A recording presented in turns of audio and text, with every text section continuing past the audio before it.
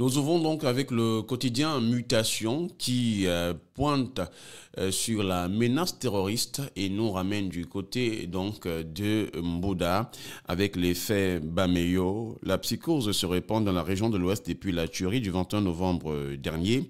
L'analyse du docteur-colonel Badjek espère en question ce qui reste à lire en page 4 et 5 du journal. La nouvelle expression en kiosque ce matin parle du rêve canadien, des titres l'exode massif des espoirs camerounais. L'horizon canadien séduit de plus en plus nos jeunes compatriotes.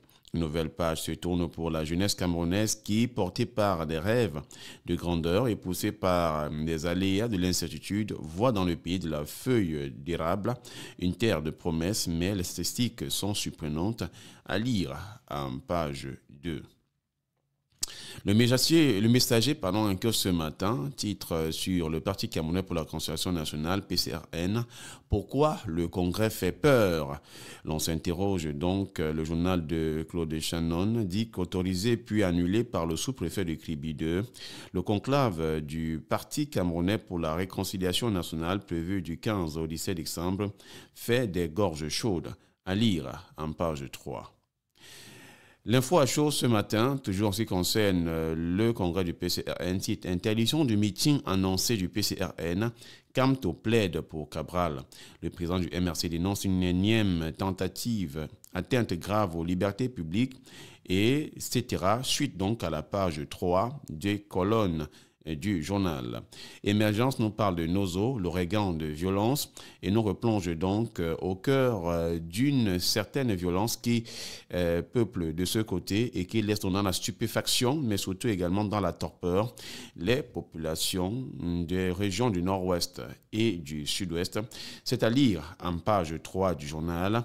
Le quotidien L'économie, un kiosque titre sur le Cameroun, grand format, les importations en forte hausse. L'évaluation au deuxième trimestre 2023 a été faite par l'Institut national de la statistique, nous renseigne donc le journal de Thierry Écouty, c'est-à-dire en page 3. Terre promise hebdo ce matin parle de carburant, menace de panne sèche, nous renseigne donc l'hebdomadaire. La situation est redevenue tendue dans la distribution du super et du gazoil. Les automobilistes sont obligés de faire queue devant les rares stations-service qui disposent de carburant, preuve que les pouvoirs publics n'ont pas trouvé une solution durable aux problèmes qui ont prévalu en début d'année et que pend sur le consommateur comme une épée de Damoclès, la menace d'une hausse des prix à la pompe. Lire dans le dossier de page 5 jusqu'à la page 8 du tabloïd. Repart encore ce matin, sur le port de Douala-Bonabéry, la RTC entre investissement et performance. Grâce à la volonté et la détermination du gouvernement, du conseil d'administration et de la direction générale, les financements engagés pour la réhabilitation des infrastructures et superstructures depuis 2020 s'élèvent à plus de 35 milliards de nos francs CFA. Les principaux indicateurs témoignent d'un vrai renouveau du terminal à conteneurs. Le chiffre d'affaires est passé de 49 milliards 855 millions 974 373 francs CFA en 2020 à 54 milliards 326 millions 246 168 francs CFA l'an dernier. La Lucarne ce matin parle de profanation de la mémoire du professeur Hubert Mono Ndiana. Maurice Kamto est devenu infréquentable, nous fait savoir l'hebdomadaire. Dans la cosmogonie du peuple étonne, on ne profane pas la mémoire d'une personne encore à la morgue. Donc ce que Maurice Kamto a fait est une indécence morale. Je lui conseille de demander rapidement pardon à la Léquier. Ce qui s'est déroulé l'autre jour n'est que la continuité des dérives entamées par cet homme politique à polémique dont les adeptes ont engagé depuis 2 ans des manifestations lors des voyages du président de la République en Europe. Donc, entre autres, l'auto-tafé des effigies du chef de l'État, le saccage des représentations diplomatiques du Cameroun à l'étranger. Ils semblent très vite oublier cela. C'est M. Gabriel Sylvain Essoa et Toga, chef supérieur des Bachenga, a donc souligné ces paroles.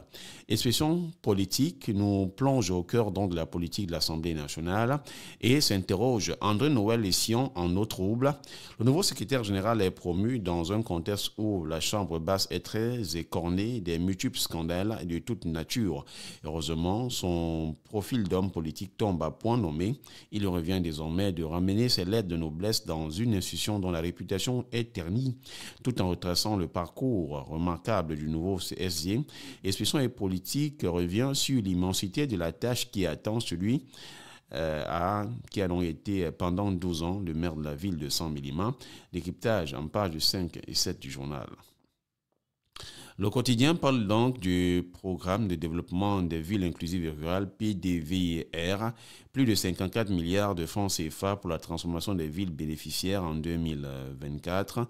Voilà ce qui ressort donc des travaux de la 6e session du comité de pilotage du projet de développement des villes inclusives et résilientes PDFI qui est présidé donc par visioconférence le ministre de l'Habitat et du Développement urbain, Célestine Ketcha-Cortez, qui a également cette session qui avait pour objectif principal la validation du plan de travail et budget annuel PTBA et qui a également offert l'occasion de présenter entre autres le rapport d'activité 2023 du projet de développement des villes inclusives et résilientes, le rapport d'audit comptable et financier de l'exercice 2022 du PDVR et de renforcer l'engagement de l'ensemble des parties prenantes pour le lancement des travaux de proximité au plus tard en février 2024 et l'achèvement de toutes les voies et drains structurants au plus tard en mars 2024.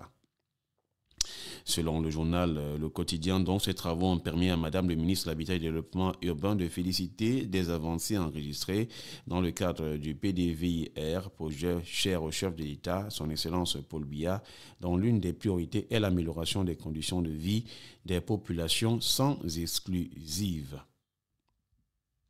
Intéressons-nous à Info Matin qui titre sur la contestation des 160 milliards entre Eneo Cameroun et puis la facture d'électricité et l'État. Les Camerounais prêts à envahir les rues. Les consommateurs comptent manifester si jamais l'État paye la prétendue facture que l'opérateur d'énergie électrique Eneo lui prendit, à lire en page 8.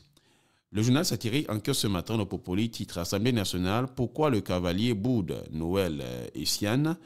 Et on fait dans cette illustration, comme on le sait toujours faire de l'autre côté, vous voulez bien porter vos colis, les miens me dépassent déjà. Le colis de qui?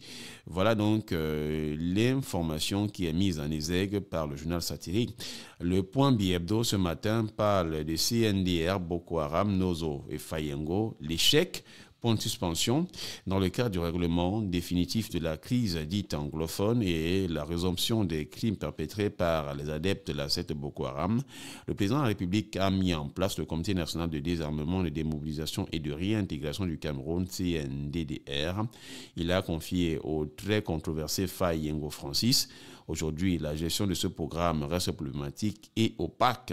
À qui la faute? Le Point tente de répondre à suivre donc en page 9 du journal. Le Soir Hebdo nous plonge dans une édition spéciale sur le programme PDVR Yaoundé. Le MINDU satisfait des avancées. Le ministre de l'Habitat et du Développement urbain, Célestine Ketcha-Cortez, a visité vendredi 23 novembre 2023 les chantiers dans la ville de Yaoundé. C'est à reporter donc dans ce journal en page 4 et 5.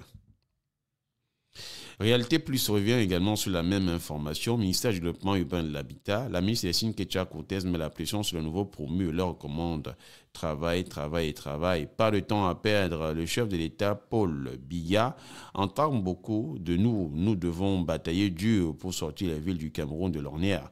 Le ministre Célestine Ketcha-Cortez a exhorté tous les promus à se battre immédiatement au boulot pour que rayonnent les villes camerounaises le 24 novembre dernier à Yaoundé lors de l'installation donc de nouveaux personnels dans les services centraux et déconcentrés de son département ministériel. Panel Hebdo, en que ce matin, titre sur le nouveau secrétaire général de l'Assemblée nationale, Essian André Noël. La marche prophétique se poursuit. Homme politique expérimenté dont la foi en Dieu est inébranlable, l'ex-maire de Sambelima et ancien président du section RDPC Ndiaye Lobon a été porté à la fonction de secrétaire général de l'Assemblée nationale. Une nomination qui sonne comme une prophétie pour ce militant engagé du parti au flambeau ardent, portrait d'un politicien au service du développement, à lire en page 3 du tabloïd. L'actu sport en que ce matin parle de football. Ligue des champions UEFA, Onana Mbappé, dos au mur. Les deux footballeurs d'origine camerounaise seront sur le pont ce milieu de semaine à l'occasion des matchs de la 5e journée de la prestigieuse Champions League européenne. Le point sur l'état des formes des équipes à une journée de la fin de la phase de groupe à lire en pages 4 et 5. L'équation ce matin nous parle du ministère des PME et de l'économie sociale, l'artisanat. Le biomodèle parle, dit donc Rachid Vassili Ken, et l'implémentation de la vision du chef de l'État. Le récent passage du ministre des Petites et Moyennes Entreprises de l'économie sociale et l'artisanat dans l'émission Actualité Hebdo a permis aux Camerounais de comprendre les grandes orientations des politiques entrepreneuriales édictées par le chef de l'État, son Excellence Paul Biya. L'ouvrier de la nation, Rachid Vassili Ken III, a déroulé le tapis des réalisations déjà implémentées et les perspectives consignées pour le meilleur épanouissement des différents acteurs de son département ministériel. Une découverte donc à suivre dans les colonnes du tabloïd. Le quotidien Éco-Santé, en cause nous parle d'élection à l'Ordre national des médecins du Cameroun. Docteur Manga Théoda veut rebâtir l'Ordre. Voilà donc la grande une du quotidien Éco-Santé ce matin.